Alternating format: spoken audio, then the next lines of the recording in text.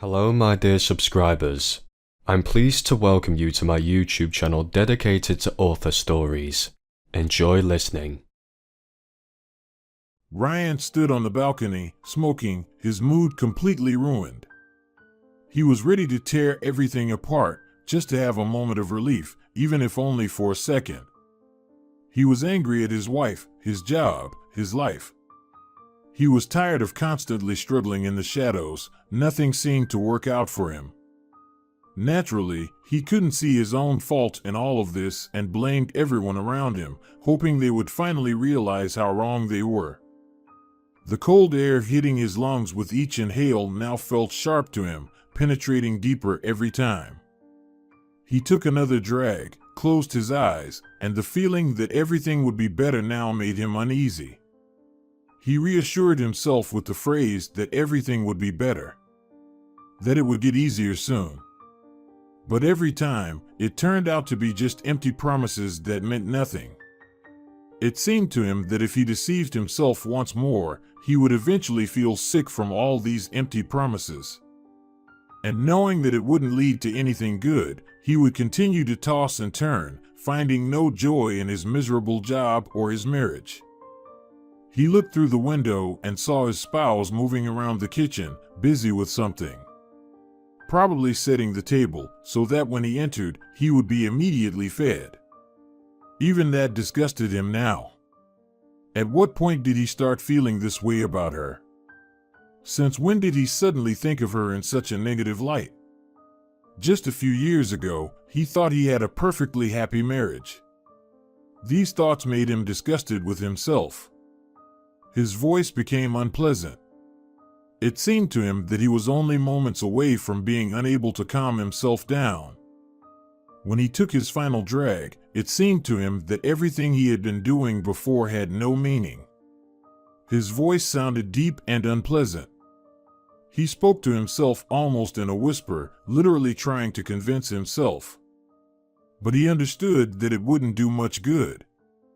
And if he continued just a little longer in the life he had now, he would become completely entangled and unlikely to get out of this situation. When he entered the kitchen, she had already set the table. She had a sense of unease. Realizing that he seemed to be looking for a reason to argue with her, she now looked at him intently. He wanted to argue with her to such an extent that she would finally realize that it wouldn't lead to anything good. "You don't look well. Are you okay?" she asked, hoping that he had calmed down a bit while smoking and that they could have a normal conversation. "You look pale, not like yourself lately." "Who do I look like? Your lover?" he rudely replied, and she looked at him with bewilderment, not understanding where that came from. "What nonsense! If you woke up on the wrong side of the bed, don't take it out on those around you. You know, you've been treating me horribly lately, and I've been putting up with it, even though I could have chosen not to. So, I'm asking you, let's have a civilized conversation. We all have problems in life. If you're going through a tough time right now, I'll help you as much as I can," she calmly said, hoping he would understand her and that the conversation would be somewhat bearable, unlike their usual exchanges where they are on opposite sides, with him accusing her and her enduring his accusations. He fell silent because he realized that arguing with her was pointless and the situation was only escalating. He wanted to argue with her, he wanted to humiliate her, to feel superior. But it was as if he was in a haze. It all seemed beyond his reach. His already lousy mood suddenly worsened. He suddenly wished for her to shut up, to keep her mouth closed, so that he could have at least some moral authority over her and say whatever he pleased. "You know, I think it's high time you started losing weight, otherwise you'll keep walking around all chubby. No one will even look at you when I divorce you."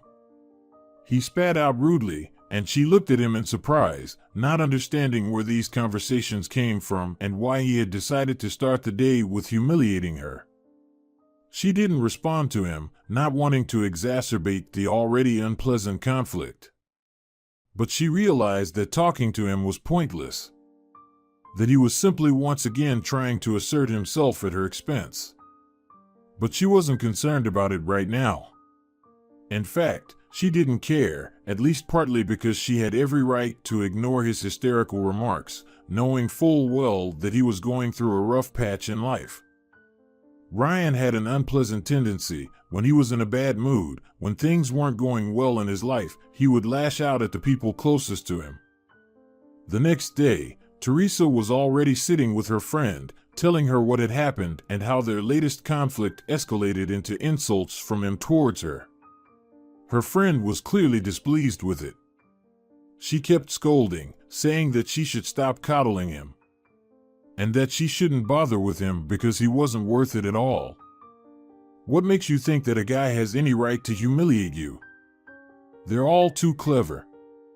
They start off affectionate and understanding, and then they become unbearable. Thinking they're smarter than everyone else? I put mine in his place quickly. He became as meek as a lamb. And do you think he'll just sit and wait, tolerate the fact that you're studying, working, and achieving things? And he just looks at it and does nothing? Margarita exclaimed, still not understanding why her friend put up with such a slob. You say it as if he's jealous of me, Teresa said, puzzled, not understanding where her friend was getting at. Not as if he's actually jealous. And you think he'll just watch you succeed in life without doing anything? It doesn't work that way. Look at him, he's made entirely of envy towards you. Remember, at least, how he reacted to his friend's promotion, the one who supposedly has been friends with him for God knows how long. Marta said, bewildered. The vast majority of guys envy their wives if these wives are growing, improving, earning more, becoming stronger as individuals. They remain the same slobs they always were. And expecting something good from them is pointless. So, I perfectly understand why he's behaving like that. I strongly advise you not to pay any attention to it at all. If he keeps hitting you where it hurts, give him a taste of his own medicine. Marta stood up, walked over to the bar counter, grabbed a shaker from there, and mixed a couple of cocktails. She enjoyed having such a minibar at her home.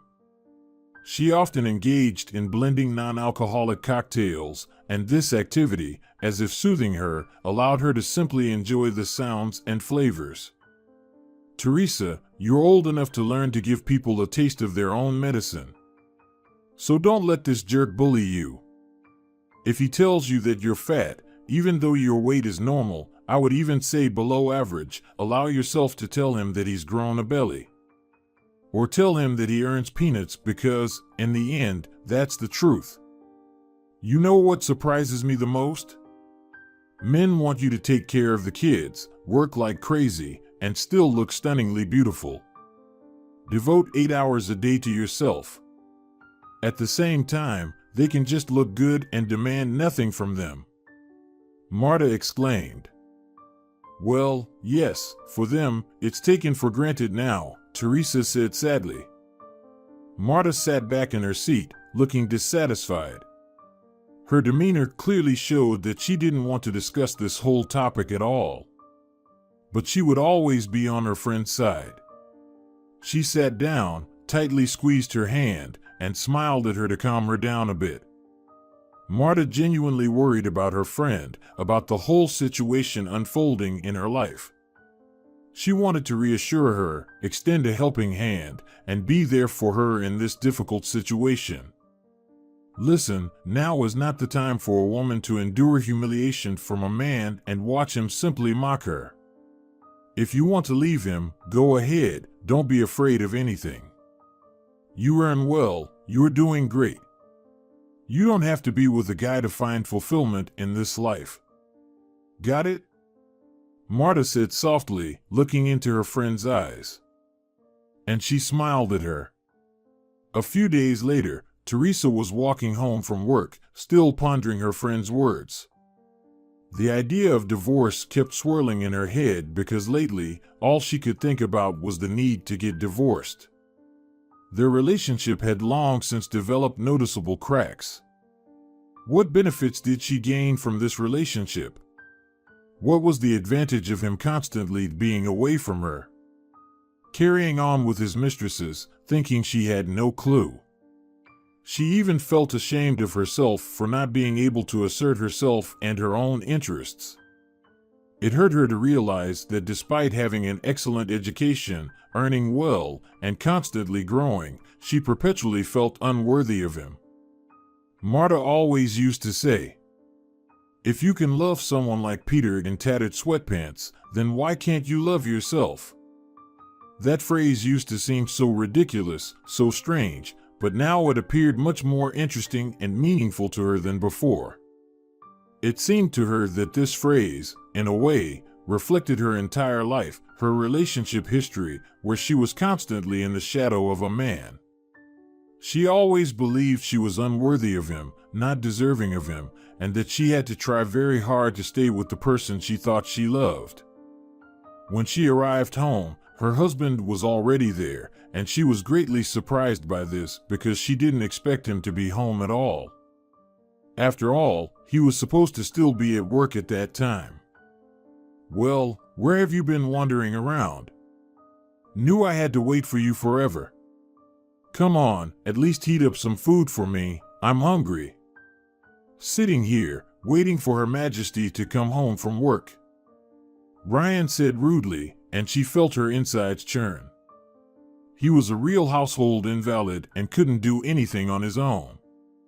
And she, realizing that she couldn't fix anything, felt like she was trapped in a cage.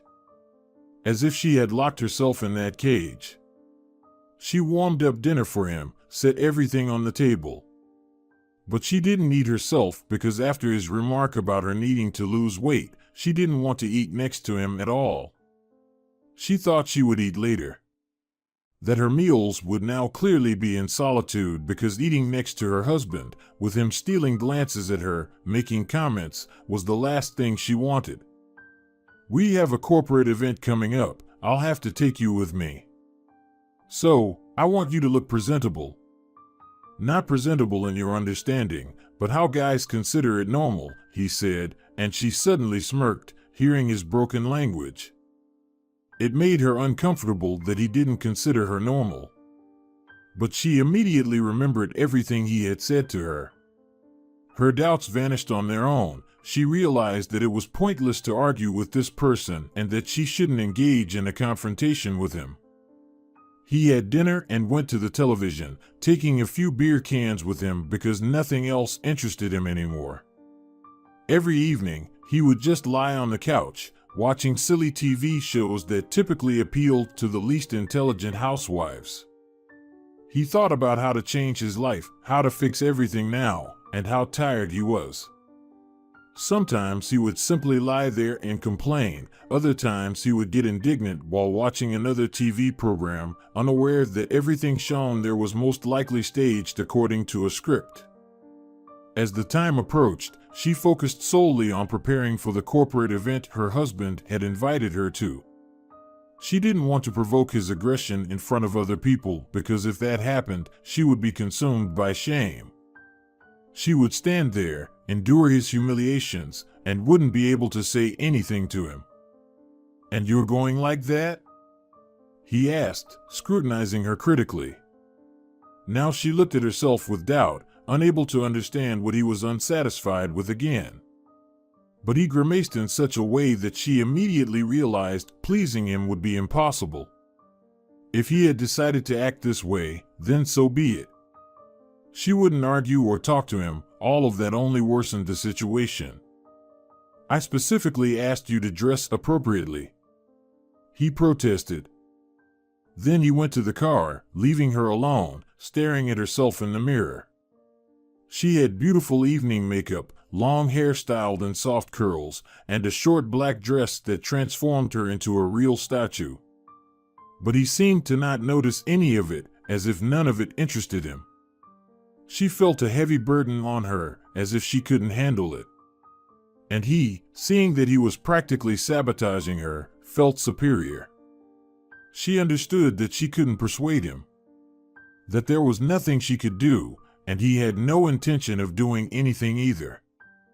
She descended to the car, and he, once again scanning her from head to toe, grimaced. And she felt that familiar sting inside her, the one that repeatedly awakened within her as part of her low self-esteem. At what point did she allow him to treat her this way? At what point did she become like this, abandoning all her efforts to please him? When they arrived at the office, she was immediately met with admiring glances. And as she looked at them, she felt much better. Her mood improved, and she smiled right away, realizing that perhaps her husband was wrong. Perhaps he simply couldn't see the beauty in her that actually existed. She smiled at all these people, engaged in conversations. Both women and men complimented her. But her husband, seeing that his wife had suddenly become so popular at his workplace, felt that unpleasant sting inside him, and he immediately wanted to put her in her place. He became so angry that his face turned red. And when she saw that he was getting angry, she immediately understood that it would end either in a scandal or that he would publicly humiliate her. And neither of these options suited her at all. When he approached her, his face alternated between pale and red, and he looked like someone ready to start a fight just to assert his own interests. Any other man, if his woman was being admired, if she attracted the attention of others, would be proud to have such a wife. But her husband only wanted to seize all the attention and become the topic of discussion for everyone, depriving his wife of that right. This foolish jealousy towards his colleagues became another sign for her that perhaps he wasn't the person she should have tied her life to. And perhaps it would be better for her to divorce him. Look at her. Dressed like a woman of loose morals. I asked you to dress properly, and you barely cover your private parts with that skirt. Who do you think you are? He humiliated his wife in front of colleagues, mocking her. He laughed, and a twisted smirk appeared on his face. And now, seeing that she was surrendering to him, he launched into an even more aggressive attack. You think they all admire you because you supposedly are a beauty? Well, it's just condescension because they respect me. That's why they give you compliments. Because they see that you are worthless, completely. Everyone around froze, not because they didn't want to stand up for her, but because they had never encountered such a situation before. It was so unclear, unpleasant, and awkward that they didn't even know what to do. But when suddenly the boss emerged from the crowd, he didn't even notice him. Ryan continued to humiliate his wife in front of colleagues, taking advantage of the fact that everyone was looking at him, enjoying this peculiar moment of glory. As if he didn't notice that the boss, who appeared behind him, was about to say something. Ryan, realizing that someone was standing behind him, turned around and saw his boss. Immediately, he shut his mouth, but for some reason, the foolish smirk still lingered on his face. You have a magnificent wife, beautiful, young woman. It's evident that she takes care of herself, in a beautiful dress, with long slender legs and lovely dimples on her cheeks. And yet, you, seeing all this, dare to humiliate her. Do you want me to tell you an old wisdom that you surely won't understand because you lack the intelligence? A woman is always a reflection of her man. If a woman is happy, it means that the man she's with is truly worthy of having her by his side. Worthy of having a family. But if a woman is unhappy, then the person who's with her is not a man. Because he can't even make his own woman happy, let alone anything else. Said the boss, and his words shocked everyone, including her. She opened her mouth, looking at the person who, perhaps for the first time in many years, stood up for her. She became frightened at the thought that all this time she had been with her husband, he never once stood up for her, she only endured his humiliations. And never once in all the time they were together did he show how much he loved her. He always restrained himself from showing his emotions in public and always pretended to despise her, mocking her. From these words, she couldn't hold back her tears, which immediately welled up in her eyes. Seeing all this, the boss, seemingly unaware of all the gazes surrounding him, took her by the hand and led her to his office. Ryan, who until now had stood rooted to the spot, was trembling. Because the anger inside him seemed unbearable, as if he were in a suspended state. His realization depended on this situation. Although, in reality, things were not as he imagined. It was all in his head that the boss respected him and was preparing to give him a promotion. But in reality, it was far from the truth. At that moment, Mr. Bill led Teresa into his office, seated her on the couch, and made her a cup of coffee. The music, which had quieted behind the doors, started playing again, and the noise resumed as everyone continued to enjoy themselves.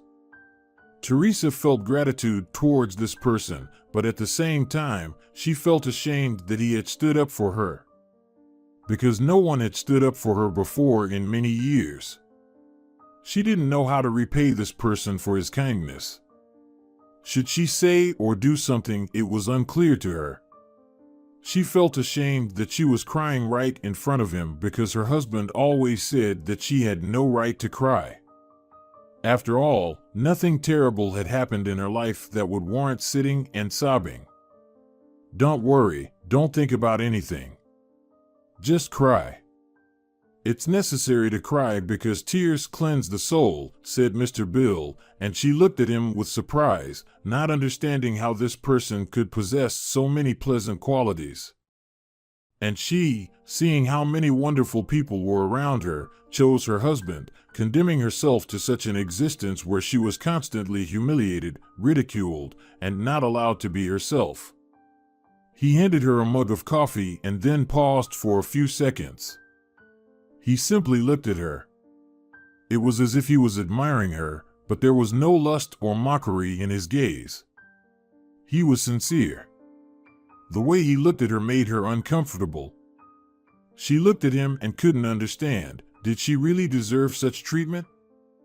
You know, my mother was in such a relationship, my grandmother was in such a relationship. And I always looked at them and didn't understand. Why do women find themselves in such a predicament? Why can't men understand a simple truth, that men and women are equal, that we are one species, at the very least, and that we are not from different planets? It's just our backward mentality. That's why men are glorified while women are humiliated, despite the fact that we are absolutely entitled to be equal, he said, looking at her with the same gaze. And she, seeing his interest, smiled. Ryan, who was still standing there in the hall, realized that no one was looking at him anymore, that his moment of glory had ended. He decided it was time to go home. If she chose to spend time with him, with his boss, so be it. And when it was completely dark outside, she could make her own way home however she wanted, because it wouldn't be his problem anymore. He was still so angry that no one paid attention to him anymore, that a vein on his forehead twitched. And he felt his eye twitching, about to start twitching. And that feeling was so unpleasant that he wanted to be as far away from everyone as possible, so that no one would notice it anymore.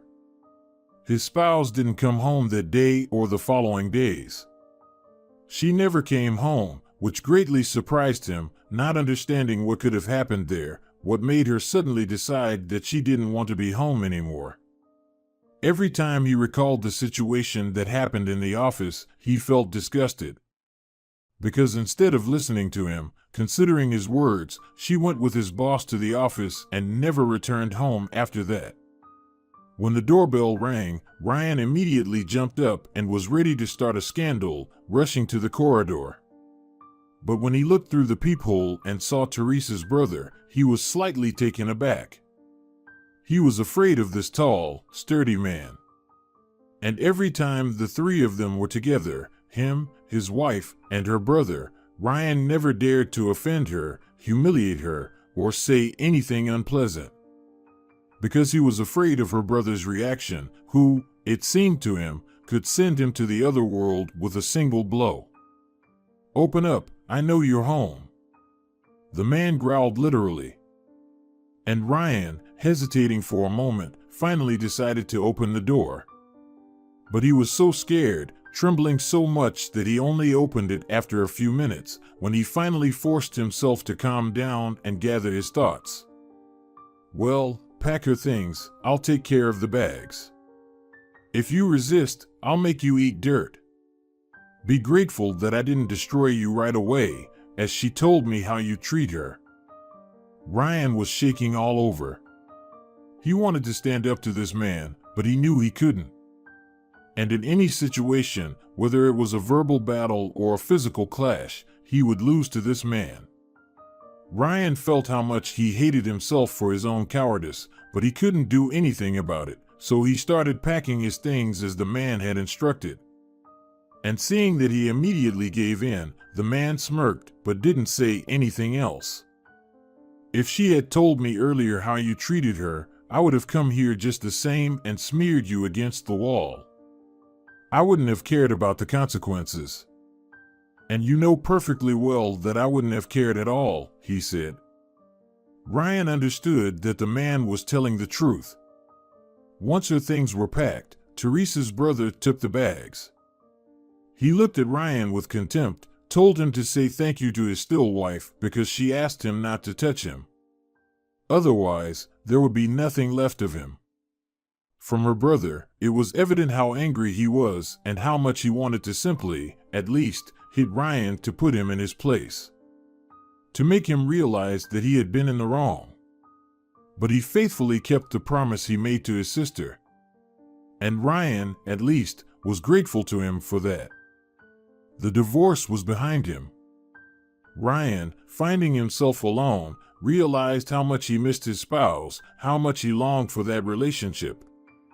Despite all the mistreatment he inflicted on her, he genuinely experienced positive emotions, even some happiness.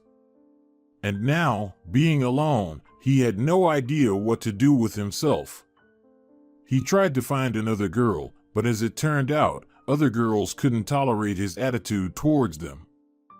And as soon as he showed his true character, they kicked him to the curb. He found himself once again in total solitude, unwanted, abandoned by everyone, and disillusioned not only with women but with life in general. Work was a complete mess. He couldn't get anything right. He couldn't handle his own responsibilities, and he expected to be fired any day now. But his boss rarely showed up at work anymore. It was practically impossible to catch him in his office. And the manager, who now handled all the affairs, paid no attention to the employees because he couldn't come to terms with his new position and spent all his time sorting through papers and balancing accounts. The rest was not as significant to him at the moment. "I want to find her, to know how she's doing. Does she want to reconcile?" Ryan said to his colleague, who smirked. "You humiliated her here in front of everyone. Judging by her reaction, it's not the first time. Women are like that. They endure for a long time, and once they leave, you won't find them again. No matter how many times you come back later with remorse, she won't care. So, I think you're wasting your time. It's useless, you won't accomplish anything. She won't forgive you anyway," said his colleague. "Want some free advice? Just leave it alone." Ryan grimaced because he hadn't asked for any free or paid advice. Unsolicited advice, which he often received, didn't suit him and only irritated him. He felt his life literally falling apart piece by piece, and losing his spouse meant losing himself as well, ending up in total solitude and complete chaos. Now he couldn't even cook for himself, and surviving on just dumplings and scrambled eggs seemed impossible. A few days later, when he had calmed down a bit, he started searching for her address, searching for her on social media. But all his attempts to find her turned out to be in vain. She seemed to have vanished into thin air. It was as if everything she used to do had become uninteresting and unimportant to her. Even her social media accounts, which he had forced her to maintain in hopes of making her popular and benefiting from it himself, were inactive, as if she had stopped using them completely. She had lost all interest in them. "Ryan, have you seen your ex at all?" asked the secretary, who entered the coffee area. And looking at her, he realized that she knew something. "No, I've lost touch with her." "Why?" Ryan asked, putting on the most indifferent expression he could muster. But he could tell that she knew he wasn't indifferent at all. "Want me to spill the beans?" "You know what, she's messing around with our boss," the secretary said with a smile. And then, wiping the smile off her face, she continued. "She hit the jackpot, no doubt. You're a fool, Ryan. Literally, you brought her to his bed yourself. Now you'll regret it because women don't leave men like our boss." When Ryan heard this, he was so shocked that he completely lost his composure and didn't even know what to say. What should he do next? Should he look for her? Should he confront her about it? So many emotions overwhelmed him that he couldn't even process them individually. He felt anger towards her, towards himself. He despised her, and he hated his boss. And everything he did felt so unnatural to him, as if what he was supposed to feel towards her clearly didn't fall within that range of emotions. And when the boss finally showed up at work the next day with a stack of papers, clearly intending to delegate some responsibilities, he stormed into his office. Two colleagues who stared at him expected something unpredictable to happen. They knew that most likely a scandal was about to unfold because Ryan was burning with anger. And when he was in such a state, one could only expect confrontations from him, which always ended in either arguments with colleagues or with the boss, who somehow still tolerated his behavior for reasons unknown. "So, you thought you could sneak into my wife's panties behind my back?" Ryan exclaimed, outraged, without any idea of how this conversation would end. Because right now, he just wanted to tear this person apart. Out of jealousy, anger, and possessiveness. Because he perceived his ex-spouse not as a living person but rather as an object.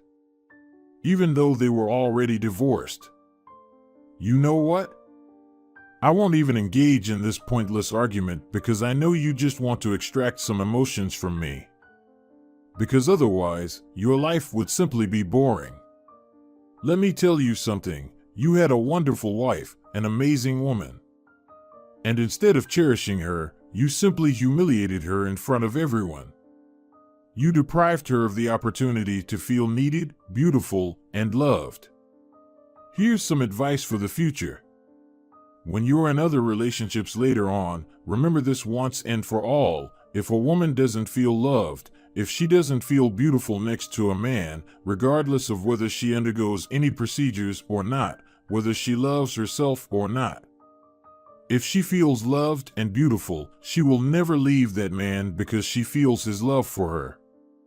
But if she's constantly humiliated, it's unknown how much time will pass, but she will still leave. And believe me, there will always be a man for every woman who will worship her and treat her like a queen, said the boss. So, are you saying that being a doormat is in fashion these days? Ryan retorted, crossing his arms over his chest and staring at the boss, who didn't even bat an eye at his remark. The story about doormats was invented by men who are simply too weak and incapable of making their women happy. It's easier for them to blame other men for supposedly being doormats, because they can't admit their own incompetence. If you can't make your woman happy, it doesn't mean that other men who can do it are not real men. On the contrary, a person who can't make the person they love happy is not a real man. The boss declared, firmly putting his employee in his place. Teresa was sitting at home, completely unaware that her current man was defending her against her ex-husband at that very moment. She didn't even suspect that he would have the wit to get involved in the mess, setting conditions and humiliating him. Perhaps, thinking that this would somehow validate himself. She was packing her things because they were about to leave soon. Teresa wanted her man to come home as soon as possible. because when he was around, unpleasant thoughts left her and she wanted to spend as much time with him as possible. It was only with Bill by her side that Teresa realized how happy she was. How much the person who was now with her truly loved her. If only she knew that she was truly deserving of all these feelings, she would have left her husband a long time ago, who did nothing to make her happy and instead destroyed her self-esteem every day, so that she would always stay by his side, like a tethered puppy. "I'm home." Bill's voice echoed from the hallway, and she fluttered into the corridor. She immediately rushed to hug and kiss him. Pressing her close, he smiled, thinking about how fate had truly rewarded him with such a woman. He wouldn't say what her ex-husband had told him, wouldn't talk about anything as if it didn't matter.